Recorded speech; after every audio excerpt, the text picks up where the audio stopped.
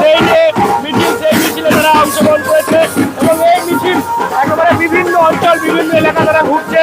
সেখানে দেখা যাচ্ছে বিভিন্ন যারা স্থানীয় নেতারা তারা রয়েছেন, আর এভাবেই এই মিছিল বিভিন্ন এলাকা পরিক্রমা করছে। একটু কথা বলি, এখানে দিদি রয়েছে। দিদি, মূলত কোন জায়গায় শুরু করলে? আমি আমার হাটপুকুর মার্কেট ধার থেকে শুরু করেছি। আচ্ছা, আমাদের যে ছাড়া আপনারা দেখতে পাচ্ছেন, আমরা এবারে প্রচুর ভোটে লিড পাবো। আমাদের যেসব ভোট বাদ চলে গেছে, যে ভোট বাদ গেছে তার ডবল ভোট আমাদের আসছে। আমাদের ছেলেরা সব বাইরে আছে, ভোটের 2-3 দিন আগে ওরা চলে আসবে। আমাদের উৎসব হবে। আমাদের 7,000 ভোটে আমাদের সাথী খন্দকার জয়ী হবেন এবং উনি আবার আসন্ন বিধানসভায় সবচেয়ে বড় র্যাঙ্কে থাকবে। উৎসব দেখছি এখন দেখতে হচ্ছে। এখন থেকে আমাদের উৎসবের জোয়ার নেমে পড়েছে এবং এরপরে আরো আমাদের উৎসব হবে। আমাদের ঈদের থেকে বেশি বড় উৎসব হচ্ছে আমাদের এই ভোটে।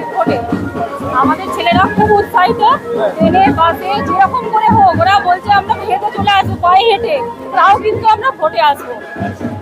আমাদের প্রচুর, আমাদের ভোটটা 1200 ভোটে লিড আছে। আমাদের মনে হচ্ছে অনেক ভোট পড়বে। আমাদের কোনোদিন হয়তো এরকম ভোট হয়নি, এবছর যে ভোট হচ্ছে আমরা খুব খুশি।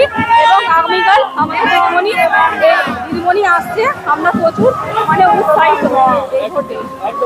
বুঝতেই পারছেন, যারা রয়েছেন স্থানীয় নেতৃত্ব তারা এইভাবেই মিছিল করে এগোচ্ছে এবং যেমনটা বলছেন এবারে ভোট অনেক নাম বাদ গেলেও এবারে কিন্তু লিড হবে।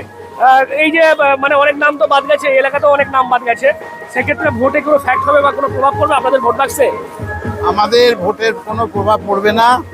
তার কারণ হচ্ছে যে আমাদের যারা বাইরে থাকতো, আমাদের অধিকাংশ যারা বাইরে কাজ করতো, তারা ঠিক সময় ভোট দিতে আসতে পারতো না। তা আমাদের এবারে দিদিমণিকে সরকারে বসাতে হবে এবং আমাদের চণ্ডীতলা বিধানসভায় সাথী খন্দকারকে চতুর্থবারের জন্যে বিধায়ক পদে প্রতিষ্ঠিত করতে হবে। সেই কারণে হাটপুকুরের যত বাইরে যারা কাজ করে তারা সমস্ত ট্রেনে, বাসে, প্লেনে তারা আসছে এবং 100% আমরা পোল হবে। আমাদের যা আশা আছে, যেটা আমাদের আকাঙ্ক্ষা আছে, তাতে আমাদের এবারে মার্জিন বাড়বে। ভয়ের কোনো কারণ নেই, চিন্তার কোনো কারণ নেই। চণ্ডীতলা বিধানসভায় সাথী খন্দকার 50,000-এরও বেশি ভোটে জিত করবে।